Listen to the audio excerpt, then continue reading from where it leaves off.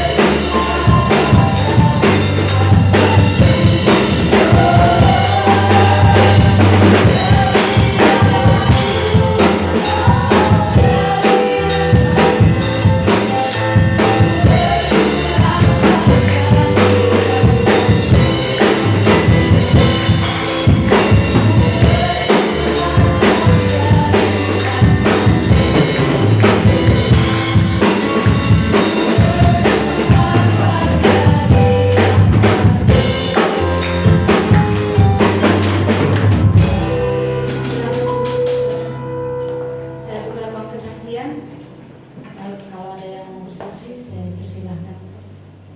Kita nyanyikan pujian Allahku dahsyat.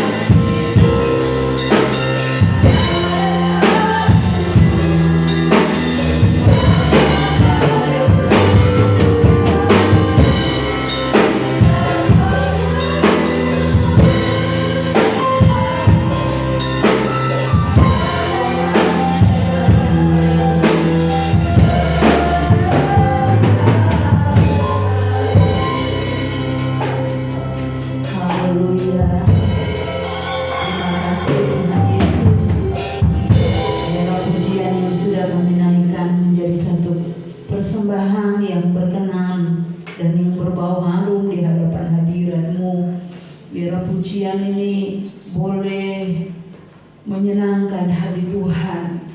Inilah yang bisa kami kerjakan, ini yang bisa kami berikan Tuhan.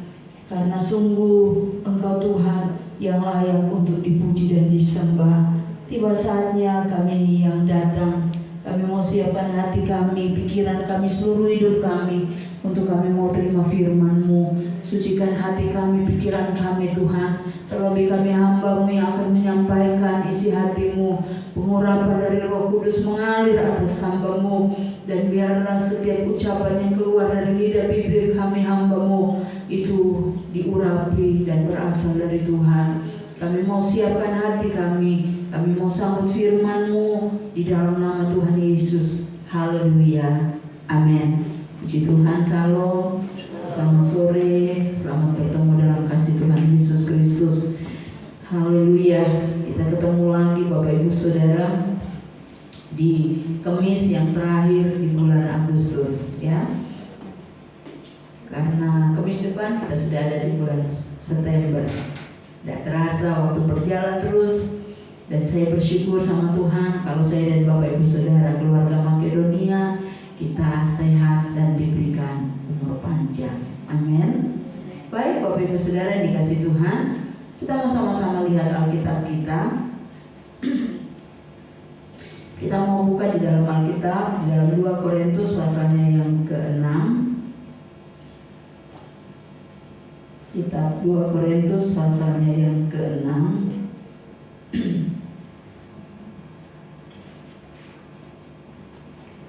Saya akan baca Bapak Ibu dari ayat yang ke-11, ya. 2 Korintus pasalnya yang ke-6 ayat 11 mulai. Bapak Ibu Saudara bisa lihat Alkitab atau Alkitab masing-masing. Saya akan baca. Jangan ada lagi noda kekafiran. Hai orang Korintus, kami telah berbicara terus terang kepada kamu. Hati kami terbuka lebar-lebar bagi kamu, dan bagi kamu ada tempat yang luas dalam hati kami. Tetapi bagi kami hanya tersedia tempat yang sempit di dalam hati kamu. Maka sekarang supaya timbal balik, aku berkata seperti kepada anak-anakku, bukalah hati kamu selebar-lebarnya.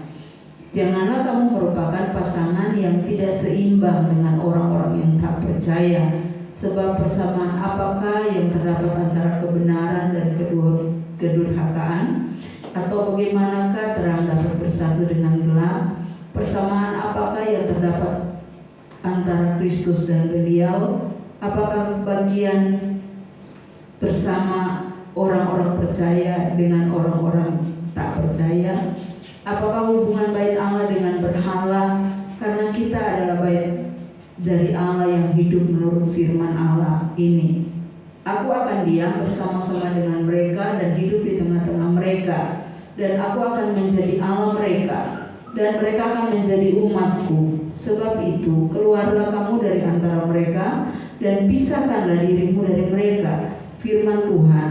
Dan janganlah menjamah apa yang najis. Maka aku akan menerima kamu dan aku akan menjadi bapamu, dan kamu akan menjadi anak-anakku laki-laki dan anak-anakku perempuan. Demikianlah firman Tuhan yang Maha Kuasa.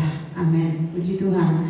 Bapak Ibu Saudara yang kekasih di dalam Tuhan Yesus Kristus, ya, di dalam ayat yang ke-18 di situ ditulis oleh Rasul Paulus, dan aku akan menjadi bapamu dan kamu akan menjadi anak-anakku laki-laki dan anak-anakku perempuan. Demikianlah firman Tuhan yang Maha Kuasa.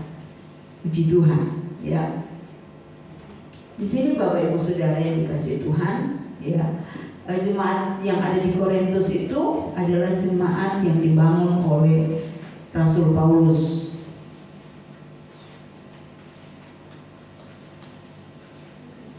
Di kota Korintus itu terkenal dengan amoralitas dan penyembahan berhala.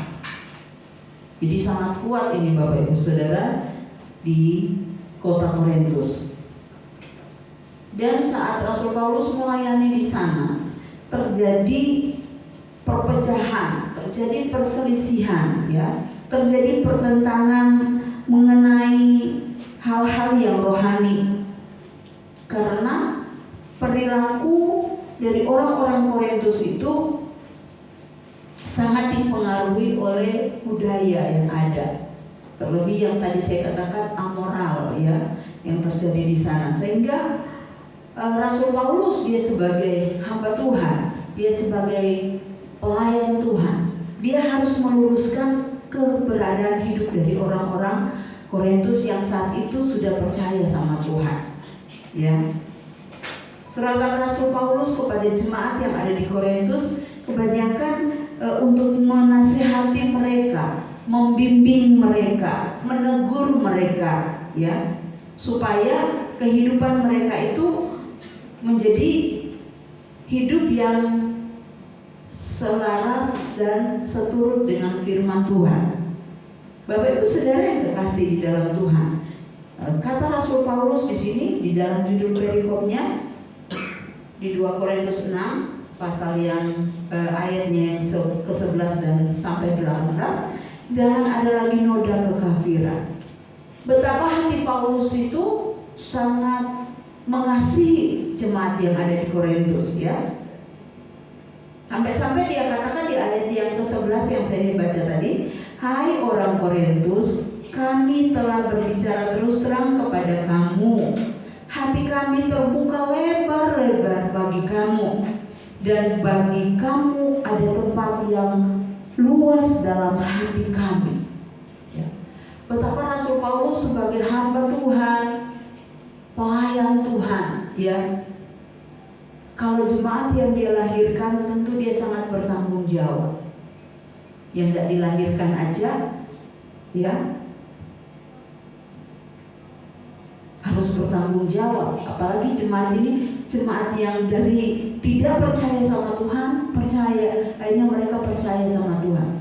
Tetapi itu tadi Bapak Ibu Saudara, pengaruh-pengaruh yang ada di luar sana yang seringkali membuat mereka itu boleh dibilang jatuh bangun di dalam mengiring Tuhan.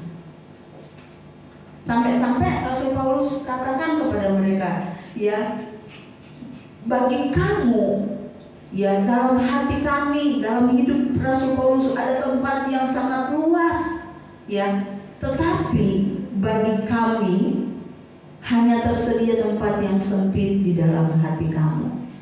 Betapa mirisnya Bapak Ibu Saudara, ya, seorang bapak rohani yang mengasihi dengan sungguh-sungguh, dengan tulus hati kepada jemaat yang ada, tetapi ternyata inilah yang dibilang bertepuk sebelah tangan. Rasul Paulus mengasihi mereka, tetapi mereka itu kurang mengasihi Rasul Paulus, sehingga dikatakan oleh Rasul Paulus, di dalam hati kamu, ya, hanya tersedia tempat yang sempit untuk Rasul Paulus. Bapak Ibu Saudara yang dikasihi oleh Tuhan Yesus, ya, kalau di dalam ayat yang ke-18 dikatakan, dan aku akan menjadi bapamu dan kamu akan menjadi anak-anakku,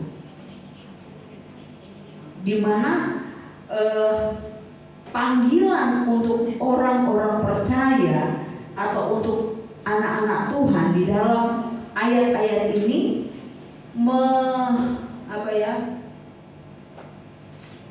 untuk bagaimana Rasul Paulus mengatakan untuk mereka itu memisahkan diri dari pengaruh dunia, ya.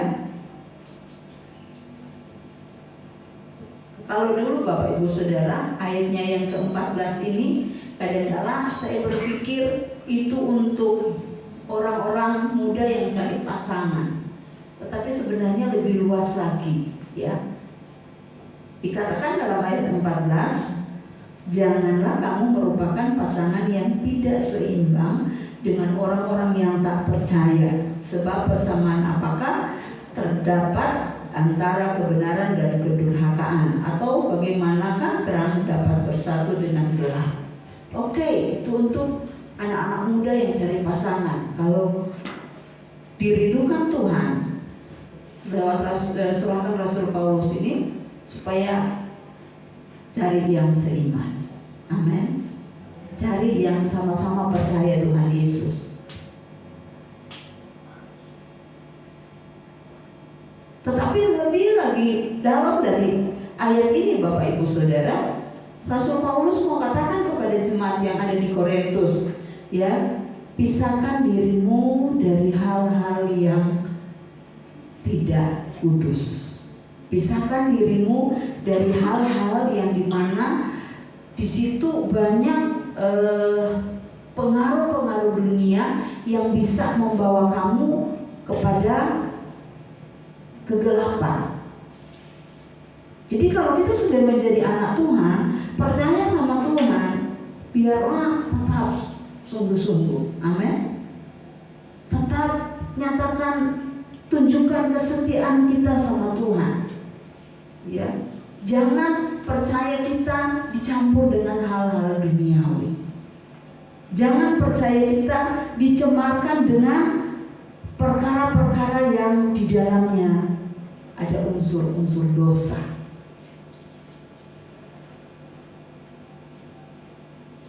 Karena Tuhan lewat Rasul Paulus menginginkan anak-anak Tuhan itu punya identitas yang jelas.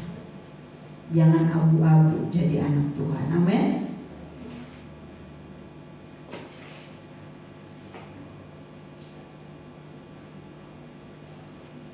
Kalau kita jadi orang tua, anak Tuhan, orang yang percaya sama Tuhan, betul-betul kita percaya bahwa Tuhan Yesus juru selamat hidupku. Amin. Tuhan Yesus yang menjadi Bapakku, yang menjadi penolongku, yang menjadi Tuhan di dalam hatiku. Kita jadi anak Indonesia, atau kita tinggal di bumi Indonesia ini, kita harus punya identitas diri tentunya, ya. Kita punya KTP. Kalau kita nggak punya KTP, susah. Kita mau kemana-mana, yang ditanya sekarang apa? Kita ngurus surat-surat, yang ditanya KTP. Kita buat SIM, kita buat kartu kredit, apa saja. Kita urus surat yang dari surat yang kurang penting sampai surat yang sangat penting, perlu KTP. Nah, kita sebagai anak-anak Tuhan, Tuhan mau kita menjadi orang-orang yang hidup di dalam terang, hidup kudus yang seperti Tuhan inginkan. Tuhan tidak mau kehidupan anak-anak Tuhan menjadi anak-anak Tuhan yang dikatakan di sini, sebab persamaan apakah terdapat antara kebenaran dan kedurhakaan? Kita tidak mau jadi anak-anak Tuhan yang durhaka. Amin. Durhaka sama orang tua, terlebih durhaka sama Tuhan Yesus. Atau bagaimana terang dapat bersatu dengan gelap? Persamaan apakah yang terdapat antara Kristus dan Belial? Ternyata Belial itu identik dengan iblis, orang jahat, ya. Tidak ada persamaan antara Kristus dan iblis. Kristus adalah juru selamat, terang dunia, terang hidup kita, yang membawa kita kepada kebenaran. Tetapi kalau iblis membawa kita kepada kebinasaan, tidak ada persamaannya, bertolak belakang. Sebab itu Rasul Paulus inginkan kehidupan kita sebagai orang percaya, sebagai anak-anak Tuhan, ya, untuk kita betul-betul berpegang kepada ajaran Kristus. Bahkan dikatakan lagi, apakah hubungan bait Allah dengan berhala? Ingat, dikatakan tubuh kita ini adalah bait Allah. di mana Roh Kudus tinggal di dalam hidup kita, anak-anak Tuhan. Tapi kalau sebaliknya kehidupan kita menjadi bagian daripada iblis, bagian daripada setan, dalam hidup kita ini tempat tinggalnya iblis, tempat tinggalnya kuasa-kuasa kegelapan. Dan kalau itu ada dalam hidup kita, sangat bahaya. Kita tidak akan tinggal bersama Tuhan Yesus, tetapi kita akan tinggal di dalam kebinasaan yang kekal. Kita kumpul dengan setan, dengan iblis, yang dimana kita sudah tahu bahwa iblis, setan itu yang membuat, yang mau memisahkan kehidupan kita dengan Bapa kita yang ada di surga. Dikatakan, aku akan diam bersama-sama dengan mereka dan hidup di tengah-tengah mereka, dan aku akan menjadi Allah mereka dan mereka akan menjadi umatku. Ini kerinduan Tuhan dalam hidup kita sebagai anak-anak Tuhan. Ya, kalau saya lihat di dalam Mazmur pasal 103 ayat 13, firman Tuhan berkata, seperti Bapa sayang kepada anak-anaknya, demikian Tuhan sayang kepada orang-orang yang takut akan Dia. Kita harus bangga, Bapak Ibu Saudara. Kita harus bersyukur banget. Kita punya Tuhan yang juga menjadi Bapa kita. Amin. Ya. Betapa bangga, betapa bahagianya seorang anak, dia punya Bapa yang menaruh kasih kepadanya, menaruh perhatian yang khusus, yang istimewa kepadanya, memperhatikan seluruhnya dari hal-hal yang kecil sampai hal-hal yang besar yang diperlukan oleh anak itu. Terlebih kita di hadapan Tuhan, Bapa kita yang ada di surga.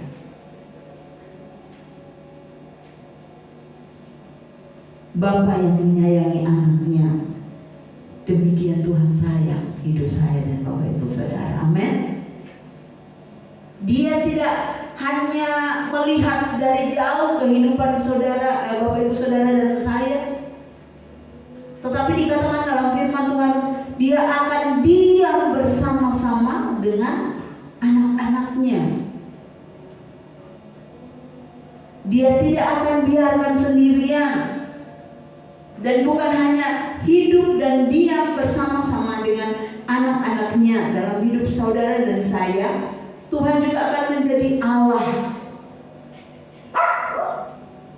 Betapa rindu hati kita untuk kita terus dari saat ini sampai akhir hidup kita menjadi umat kesayangannya Tuhan Yesus. Amin. Kita kenal, kita tahu di dalam Alkitab bahwa bangsa Israel itu adalah bangsa kesayangannya Tuhan.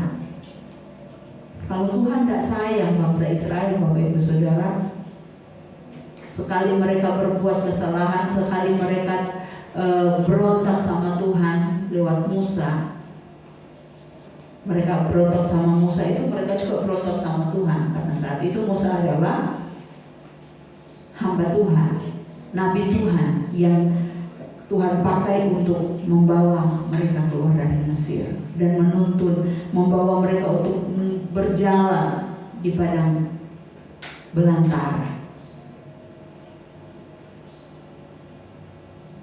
Tetapi saking sayangnya Tuhan, dan Tuhan sudah katakan bahwa umat Israel ini adalah umat kepunyaannya sendiri, milik kesayangannya.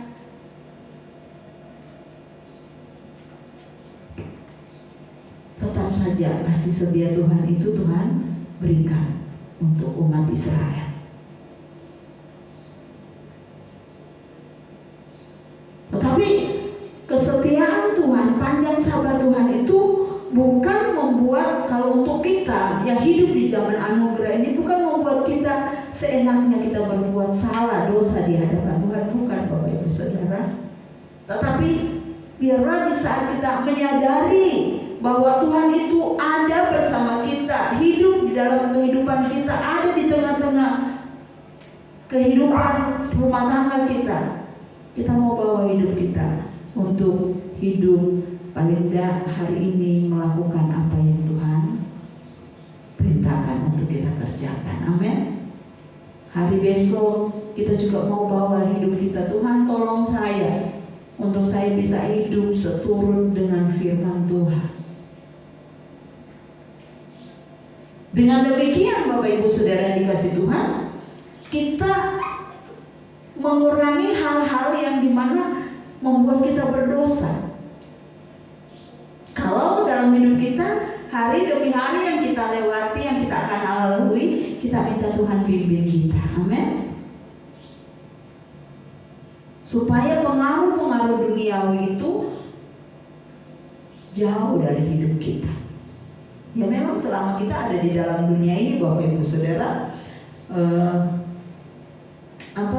kita melakukan hal-hal yang kita beraktivitas, kita melakukan pekerjaan-pekerjaan kita, aktivitas kita apapun itu.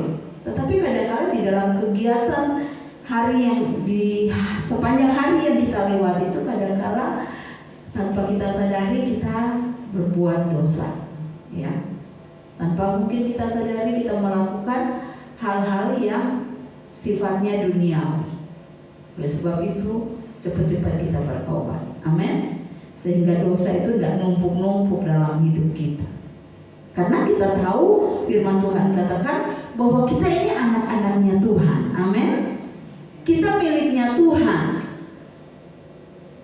Jadi kalau kita miliknya Tuhan, punyanya Tuhan, dan kita percaya, kita tahu benar lewat firman Tuhan bahwa Tuhan Allah Bapa kita di dalam Yesus Kristus itu Tuhan yang kudus, Tuhan yang suci, Tuhan yang tidak berbuat dosa.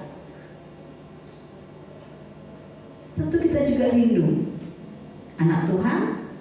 Tuhan kita adalah, atau Bapa kita adalah Bapa yang tidak berbuat dosa, tidak punya dosa. Kita juga jadi anaknya, jadi anak yang tidak suka dengan dosa. Amin.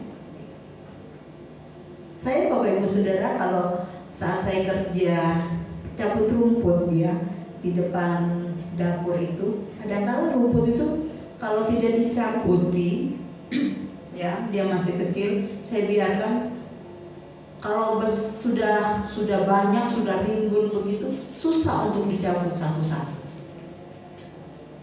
Tapi kalau rumput itu masih tukul satu-satu, masih pendek-pendek gitu, enak dipakai tangan aja, dicabuti sambil saya nyapu, saya cabut satu-satu, akhirnya jadi bersih. Saya mikir-mikir, itu juga ya dengan dosa ya. Kalau dosa itu ditumpuk-tumpuk dalam kehidupan kita manusia, kita mau buang itu susah, karena sudah akarnya itu sudah kemana-mana Bapak Ibu Saudara. Tapi kalau dosa itu mungkin kita tanpa kita sadar kita mengucapkan perkataan yang kotor, mungkin langsung oh iya Tuhan ampuni saya tidak mau mengucap ini, mengucap perkataan yang kotor. Kita buang dari hati kita, hidup kita. Besok kita tidak akan lakukan itu lagi. Tapi kalau hal itu kita buang, kita kerjakan hari-hari, dosa itu juga dia bertumbuh di dalam hidup manusia dan membuat kehidupan kita yang tadinya kita sebagai anak-anak Tuhan akhirnya bukan lagi jadi anak Tuhan. Memang dilihat oh iya dia orang Kristen, dia rajin ke gereja, tapi kalau perilaku kita, hati kita sudah dipenuhi dengan hal-hal yang duniawi, yang berbau dosa, yang berbau hal yang jahat, akhirnya cuma KTP tok kita jadi orang Kristen, KTP tok kita menjadi anak Tuhan. Tapi ternyata hati kita ini bukan lagi tempat tinggalnya Tuhan. Karena firman Tuhan katakan, aku akan diam bersama-sama dengan mereka dan hidup di tengah-tengah mereka, dan aku akan menjadi Allah mereka dan mereka menjadi umatku. Mau jadi umat Tuhan selamanya. Amin. Haleluya. Haleluya. Sebab itu, keluarlah kamu dari antara mereka dan pisahkanlah dirimu dari mereka. Firman Tuhan. Dan janganlah menjamah apa yang najis, maka aku akan menerima kamu, dan aku akan menjadi bapamu, dan kamu akan menjadi anak-anakku laki-laki dan anak-anakku perempuan. Demikianlah firman Tuhan yang Maha Kuasa. Puji nama Tuhan. Bapak Ibu Saudara, dalam kita menjalani hidup jadi anak Tuhan, kita rindu hari lepas hari yang kita akan lewati nanti, terus kita menjadi anak-anaknya Tuhan, ya, yang tidak meninggalkan Tuhan, dan Tuhan Yesus juga tidak tinggalkan kita.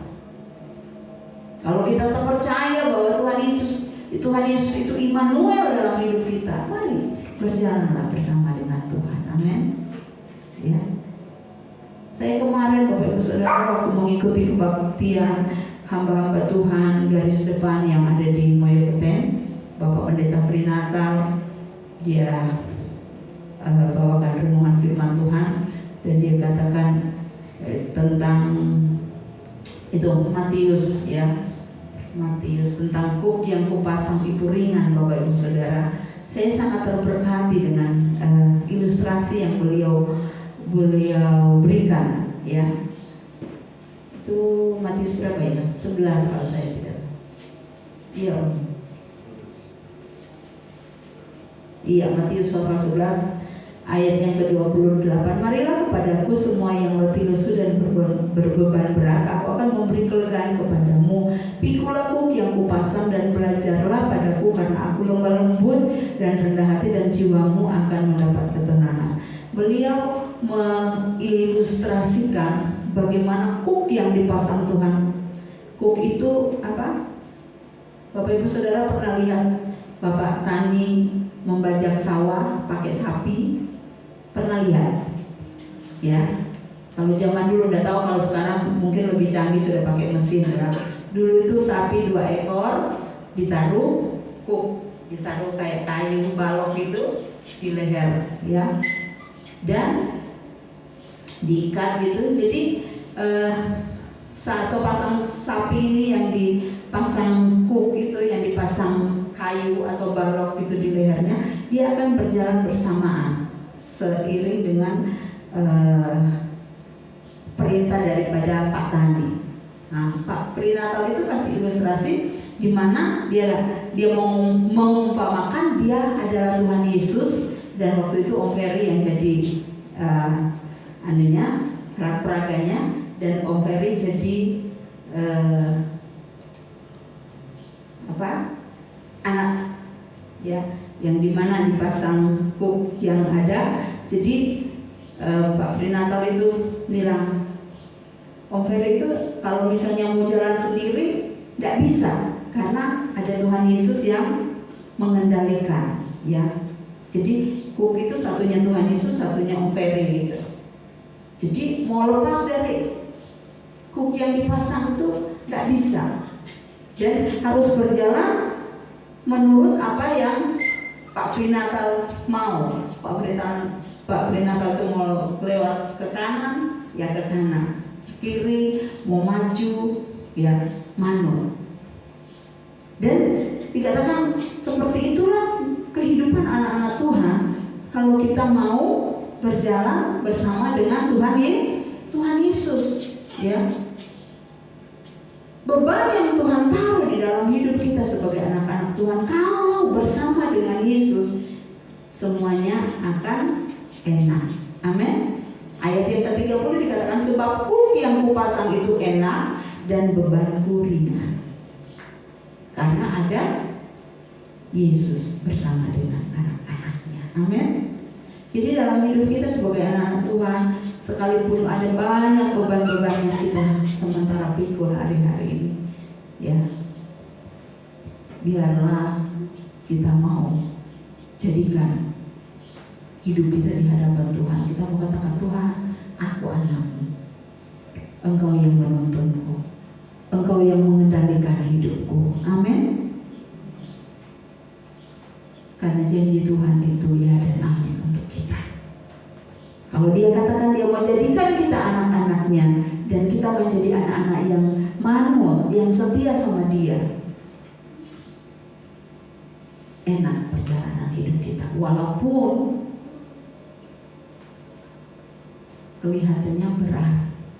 Amin. Ada di dunia ini tidak gampang, Bapak Ibu Saudara, ya.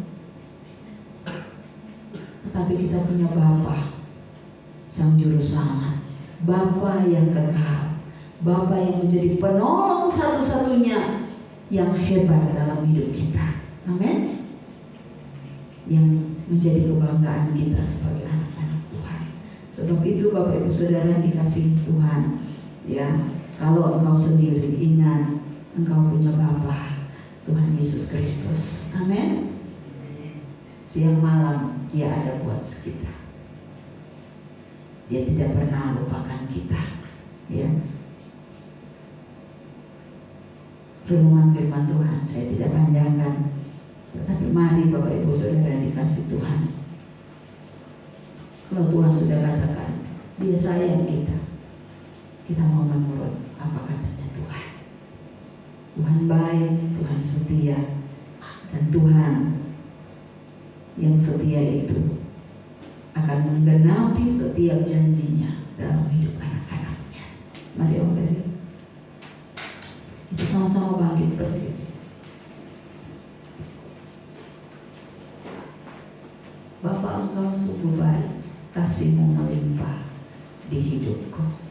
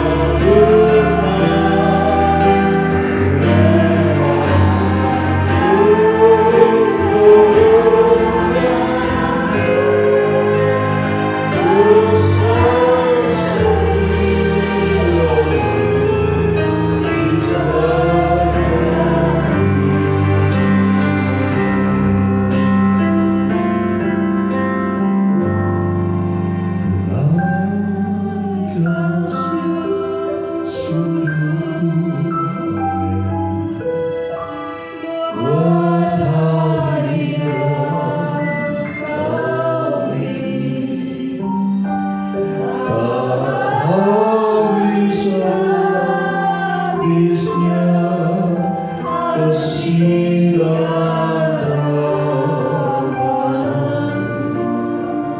selalu baru. Tolongnya, berkatnya, kasih-Nya tidak pernah terlambat setiap pertolongan Tuhan.